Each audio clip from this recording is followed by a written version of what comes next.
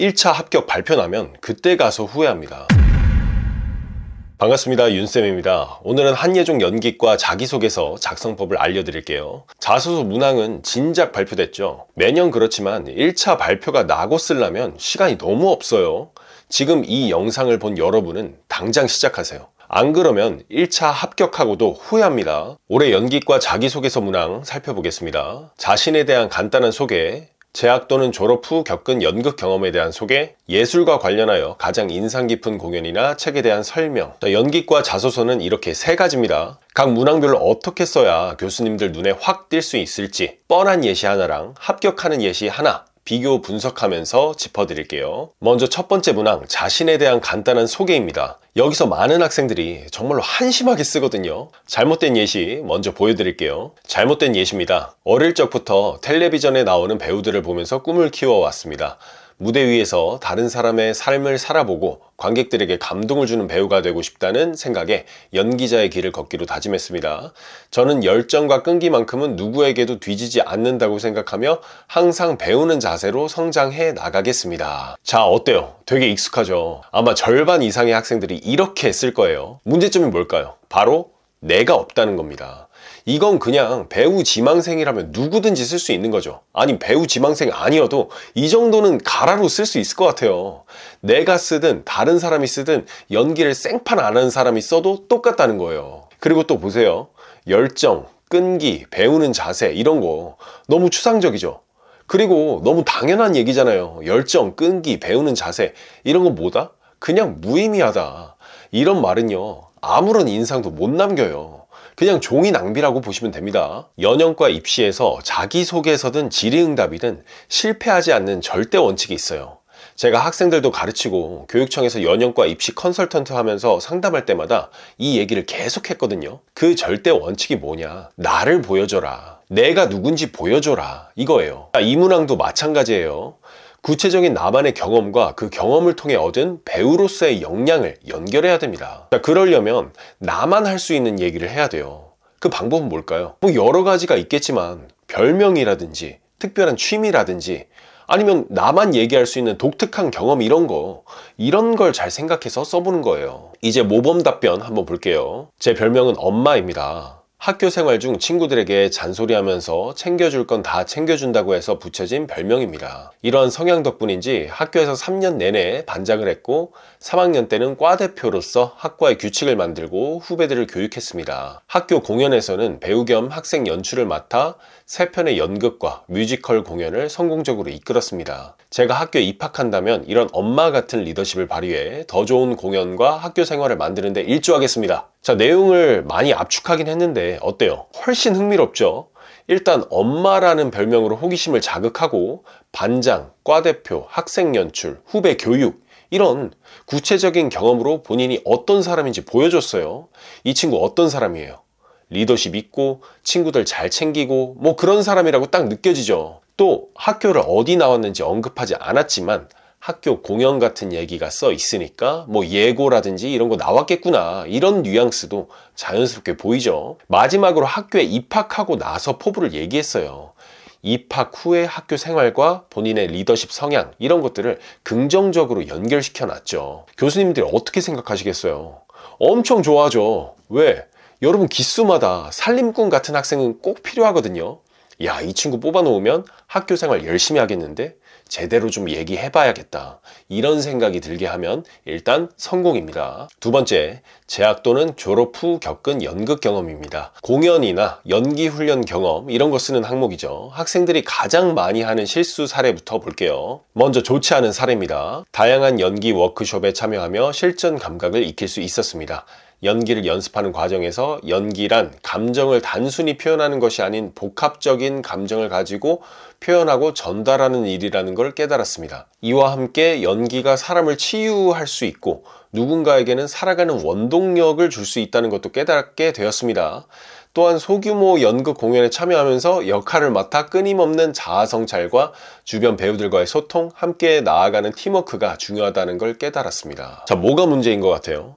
일단 다 좋은 얘기를 갖다 써놨죠. 그런데 임팩트가 하나도 없잖아요. 읽어보면 연극을 해봤대요. 실전 감각이 생겼고, 연기를 할 때 뭐 감정이 단순하게 아니고 복합적으로 해야 된다는 걸 배웠고, 근데 뒤에 또 연기가 사람을 치유할 수 있고, 마지막에는 뭐 팀워크, 뭐 자기 반성 이런 게 중요하다고 산만하죠. 이런저런 경험과 좋은 말을 다 때려 넣었는데 정작 본인이 어떤 사람인가 이런 게 하나도 안 드러나요. 그냥 좋은 미사였구만 짬뽕에서 넣으니까 정작 본인을 보여줄 수 있는 연극 경험 이런 게 하나도 안 들어가 있는 거예요. 제가 솔루션을 드릴게요. 경험을 쓸 때는 여러 가지를 나열하면 안 돼요. 이런 거 느꼈고 저런 거 느꼈고 이런 거 느꼈고 저런 것도 해봤고 그러면은 이도 저도 아닙니다. 대신에 이 구조로 써보세요. 구체적인 상황, 나의 행위, 배우로서의 깨달음. 상황, 행위, 깨달음. 이 구조가 제일 무난하면서도 효과적이에요. 구체적인 상황과 내가 그 상황에서 어떤 행위를 했느냐, 그리고 배우로서 거기서 깨달은 게 뭐냐. 공연을 했다면 어떤 작품을 어디서 무슨 역할을 했었는지, 그 과정에서 어려운 건 뭐였고 내가 어떻게 해서 그걸 극복했는지, 그 과정에서 느낀 점은 무엇인지 임팩트 있게 하나의 에피소드만 작성하는 겁니다. 내가 워크숍에 참여했다면 어떤 연기법을 가르쳐주는 워크숍인지, 그 연기법을 배우는 과정에서 나는 뭐가 어려웠는지 하면서 뭘 깨달았는지, 이건 역시 임팩트 있게 하나의 에피소드만 작성하는 거예요. 이제 좋은 예시를 한번 보겠습니다. 동아리 활동을 통해서 연기 예술의 창조성을 경험할 수 있었습니다. 학교 연극 동아리에서 학교 폭력을 주제로 한 마피아 게임이라는 연극을 만들고 발표했습니다. 호기롭게 대본 작성을 시작했지만 순수 창작이다 보니 이야기를 어떻게 이어갈지 막막했습니다. 그때 진짜 마피아 게임을 한번 해볼까? 라는 생각이 스쳤습니다. 동료 배우들에게 가상의 마피아 게임을 하자고 제안했습니다. 내가 이런 상황에 연루되었다면 에 집중하자. 정말 생생한 대사를 떠올릴 수 있었습니다. 그렇게 장면과 대사들을 즉흥 상황극을 통해 발전시킬 수 있었습니다. 이 과정을 통해 배우의 창의성이란 대본에 의존하는 게 아니라 직접 만들 수 있다는 것도 깨달았습니다. 자, 어때요? 일단 동아리 활동 하나로 일관성 있게 접근했죠. 뭐 마피아 게임 뭐 이런 걸로 연극을 만들려고 했는데 문제점이 뭐였어요? 생각보다 대본 쓰기가 쉽지 않았다, 이거였죠. 이 과정을 타개하기 위해 즉흥 연기를 해봤다? 그랬더니 더 생생한 대사들이 나오고 대본을 발전시킬 수 있었다더라. 구체적인 상황, 나의 행위, 배우로서의 깨달음. 상황, 행위, 깨달음. 되게 좋은 경험이죠. 실제로 대학에서 요즘은 외모만 보지 않아요. 연기 그 테크닉만 보지 않아요. 왜? 그건 기본이라는 거죠. 요즘에 연기하는 학생들도 뭔가를 만들어낼 수 있는 사람, 창의적인 사람을 원해요. 여러분, 배우가 꼭두각시가 아니잖아요. 이게 뭐 대단한 경험은 아닐 수도 있지만 학생 수준에서 좋은 연극을 만들기 위해 생각도 열심히 하고 끊임없이 도전했구나. 얘가 학교 오면은 그냥 꼭두각시처럼 뭐 연기할 놈이 아니라 능동적으로 생각하고 창조하는 배우가 되겠구나, 이런 느낌만 줄 수 있어도 성공이에요. 마지막 세 번째, 예술과 관련하여 가장 인상 깊은 공연이나 책에 대한 설명입니다. 많은 학생들이 저지르는 최악의 실수 어떤 건지 보여드릴게요. 저는 뮤지컬 지저스 크라이스트 슈퍼스타를 보고 깊은 감명을 받았습니다. 특히 예수의 고뇌를 표현한 홍길동 배우의 연기는 정말 압도적이었습니다. 솔로곡을 할 때는 무대를 꽉 채운 느낌을 주었습니다. 연기할 때는 발성과 발음이 무너지지 않고 앙상블 또한 좋았습니다. 저 또한 관객들에게 그런 깊은 울림을 주는 배우가 되고 싶다고 생각했습니다. 자, 이거 뭐예요? 전형적인 배우에 대한 찬양이죠. 이런 찬양하는 답변의 문제점은 뭐예요? 마찬가지로 글을 쓴 여러분이 없다는 거예요. 글을 쓴 여러분이 안 보여요. 지금 답변에서는 홍길동만 언급하고 있죠. 홍길동이 뭐가 좋았네, 뭐가 대단하네, 나도 그런 사람이 되고 싶네. 여러분 생각해 보세요. 심사위원이 궁금한 건 누구예요? 홍길동이에요? 아니잖아요. 여러분이잖아요. 시험을 보는 여러분이요. 그러니까 특정 배우나 작품에 대해 찬양하지 마세요.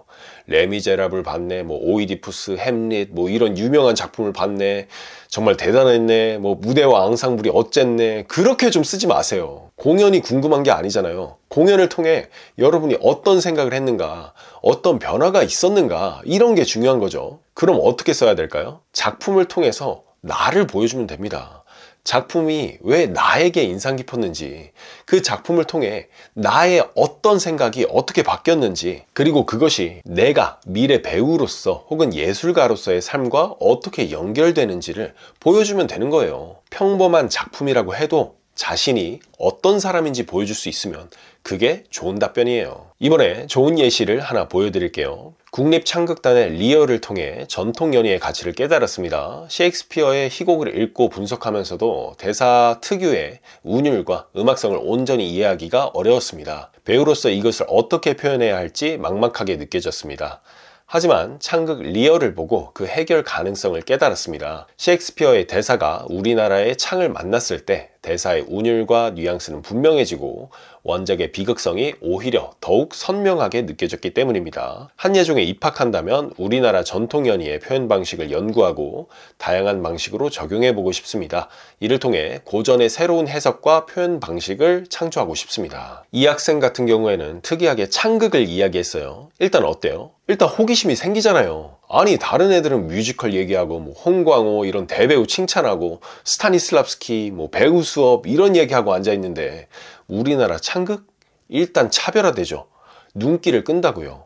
이런 전략을 써야 돼요. 그 다음에 이 답변이 좋은 점은 본인의 생각이 드러나 있다 이런 거예요. 단순히 우리나라 전통을 살리고 싶다, 우리나라 전통이 짱이다, 세계화해야 된다, 뭐 이런 교과서적인 말이 아니죠. 셰익스피어를 이해하고 표현하기 어려웠는데 창극을 보니까 나는 더 와닿더라. 앞으로 입학하면 창극같이 전통 연희를 연구해서 기존에 없었던 새로운 해석, 표현 방식 이런 것들을 만들어 보고 싶다잖아요. 본인이 가진 표현 방식의 고민, 그리고 그걸 해결할 수 있겠다는 아이디어, 그리고 앞으로 어떻게 해보겠다는 학습 의지, 이런 게 좀 묻어나기만 하면 됩니다. 제발요. 본인만의 생각을 좀 써보세요. 자, 이렇게 세 가지 문항을 모두 살펴봤는데요. 마지막으로 자소서를 작성할 때 잊어서는 안 되는 두 가지 팁을 더 알려드릴게요. 자, 첫 번째는요. 교수님의 시선으로 생각해 보는 거예요. 교수님들은 어떤 학생을 뽑고 싶을까? 그렇게 생각해보면 뭘 써야 할지 답이 좀 나오거든요. 그런데 많은 학생들이 착각합니다. 교수님들이 어떤 학생을 뽑고 싶어 할까요? 똑똑한 사람? 성적 높은 사람? 뭐 책을 많이 읽는 사람? 주연 배우 해본 사람? 대극장 서본 사람? 글쎄요, 그런 것들은 좀 부수적인 거죠. 본질이 뭔지 생각해 보세요. 한예종도 결국 연기를 배우는 학생을 뽑는 거잖아요. 학생은 뭐 하는 사람이에요? 배우는 사람이죠. 그래서 나는 좋은 학생이에요, 이런 걸 어필해야 돼요. 좋은 학생은 뭡니까? 배우려는 태도, 능동적인 생각, 도전정신, 뭐 이런 게 드러나야 돼요. 나 똑똑해요, 연기 잘해요, 고민 많이 해봤어요, 성적 높아요, 공연 많이 봤어요. 단순히 이렇게 자기 자랑을 늘어놓지 말고 나 이만큼 열심히 배울 준비 됐어요, 이런 느낌이 그래서 묻어나야 됩니다. 두 번째 팁은요, 개성을 녹여내세요.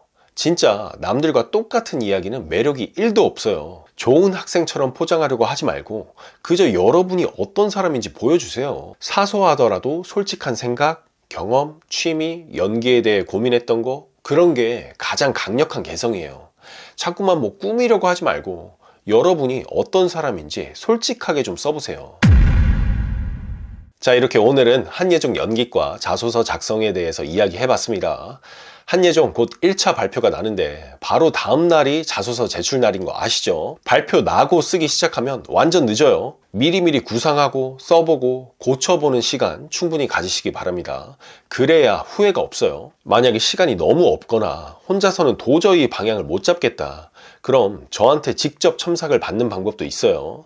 아래 더보기란을 꼭 확인해 주시고요. 잔소리가 길었죠? 자, 오늘 내용이 도움이 되셨다면 구독과 좋아요 버튼 한 번씩 눌러주시고요. 지금까지 연영과 입시 멘토 윤쌤이었습니다. 감사합니다.